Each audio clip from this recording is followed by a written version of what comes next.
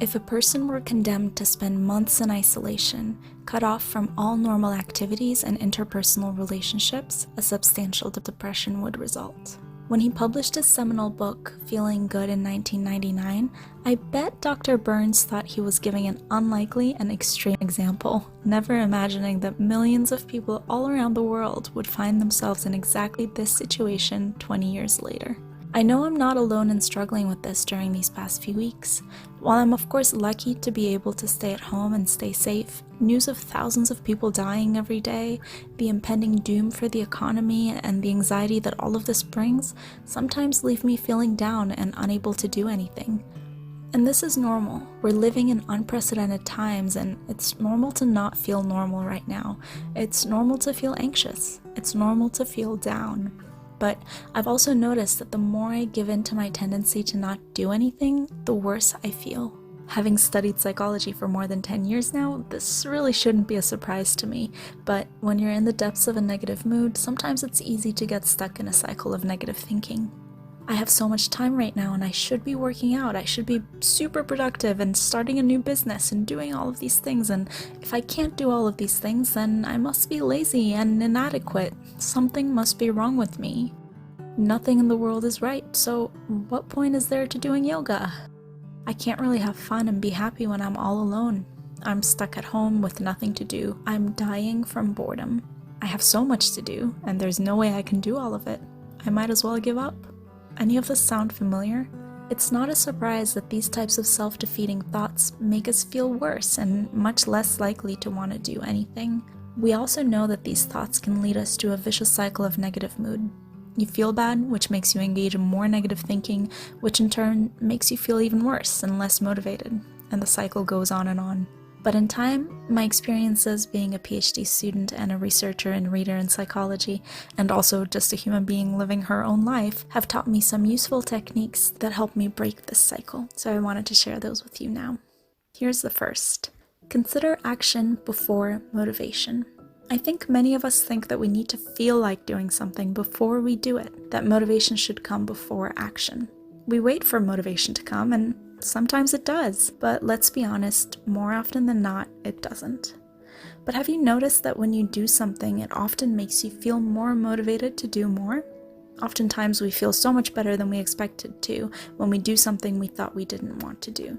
So consider trying this next time you feel like you don't want to do anything. Write down something you could do. Then write down how motivated you feel to actually do that thing, and maybe rate it on a scale from 0 to 100. Then, and this is really important, break down the task into a tiny first step. Need to work on a presentation? Try something like write up a draft of the first slide of the introduction. Want to do yoga? Try grab yoga mat and roll it out. Then do the tiny first step. How did that feel? How motivated do you feel to do the next step right now? Write that down too. Writing it all out will help you observe your experience from an outside perspective and help you learn lessons for the future. For example, I often find that I feel much more motivated to keep going with a task after I complete the tiny first step. And sometimes I find that the tiny first step still feels like a lot to do and I don't want to do it, and realize that it might help me to break down the task even more. 2. Try to reframe your all or nothing mindset.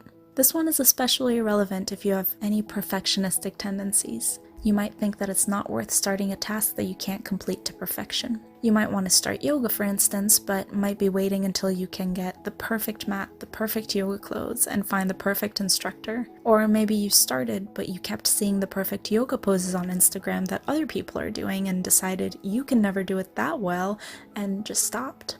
Or you simply want to clean up your apartment, but you think, it's impossible to clean up the whole place today, so I might as well not do any of it.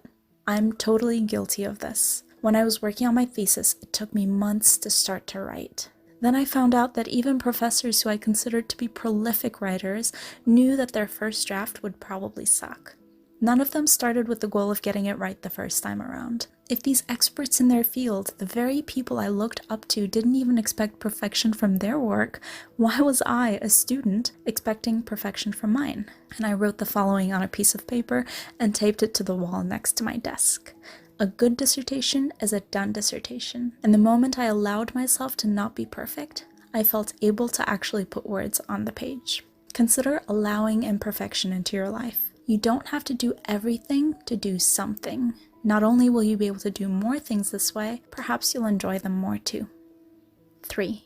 Avoid overgeneralizing and labeling yourself. When you try something and don't succeed or you make a mistake, do you tend to label yourself immediately as lazy, talentless, inept, good for nothing?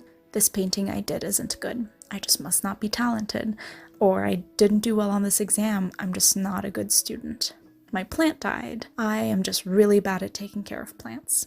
It's not surprising that if you think you have no talent, or that you're a bad student, or a bad plant parent, you just won't want to try it again. I can tell you with certainty that the best painters in the world make paintings they don't like. The best students have done poorly on a test or two, and that the best farmers have probably killed plants before. What if you labeled your behavior instead of yourself? What if the painting wasn't that good because you may have rushed it? What if you did poorly on the exam because you didn't study enough? What if you killed the plant because you simply overwatered it? Attributing problems to your behavior will allow you to understand what may have gone wrong, and this way you'll be more likely to be able to learn from past mistakes and identify things you can do better next time. And instead of giving up altogether, you'll maybe be more likely to want to try again. 4. Stop minimizing the positive. You might be doing this all the time without realizing it. Someone gives you a compliment and you think, they don't really think that, they're just being nice. Or you maybe even try to prove the opposite to them. I used to do this all the time, and I still do despite my best efforts. Once a friend said, "I love your plants, they look so good, you're so good at taking care of them," and all I said was, "Nah, they only look good because they're easy to take care of." In time I realized that I need to just let myself accept compliments and simply say thank you. Yes, maybe it's true that I take care of plants that are easy to take care of, and I can simultaneously be humble about my abilities, but also confident and proud that I learned to take such good care of them after years of killing one plant after another. And also, when it comes to how we assess ourselves, we tend to ignore certain behaviors. How many times have you said to yourself, I haven't done anything today, and then put yourself down? And how many times have you actually done nothing all day? Maybe you left your bed, maybe you even made it, maybe you brushed your teeth, maybe you cooked a nice meal for yourself, maybe you took some food out of the fridge and heated it up in the microwave. Minimizing all of these behaviors allows us to overgeneralize our behavior and label ourselves unjustly. I'm absolutely not suggesting we fool ourselves into seeing everything as sunshine and rainbows, because it just isn't. But if we notice a tendency to pay too much attention to the negative and maybe not enough to the positive, we might consider consciously choosing to pay attention to the good as well as the bad, and maybe then have a more balanced perspective on both ourselves and the world. And finally, 5. Try motivation without coercion. If you spend a bit of time on social media observing how productive, healthy, and active everyone else seems, it might be easy to think that you should be doing everything too. We think, I should work out, I should be more productive, I should study more, I should wake up earlier, I should write my thesis. And it's not hard to imagine why we don't want to do any of these things. If you tell a child they must do something, they'll likely want to do the opposite. Just thinking we should or must do something is rarely good enough motivation to do it. Consider asking this instead: what would be to my advantage? You might make a list of the things you think you should do, and maybe write down the advantages and the disadvantages of each one. If you think, I should do yoga, but I really don't feel like it, then write down a few pros and cons to doing yoga. Maybe a pro is that your achy back might feel better, and maybe a con is that you think you'll get bored while you do it. But maybe after writing this down and seeing it on paper, you'll notice that you might even be more bored if you do nothing at all, or that the boredom might be tolerable given the appeal of less back pain. Or maybe you'll realize that right now you'd rather do something more entertaining than yoga. Either way, you'll either do it because you've decided that it will feel good for you, or you'll have decided that right now you're choosing not to do it for a good reason, helping you avoid any guilt that might come with that decision.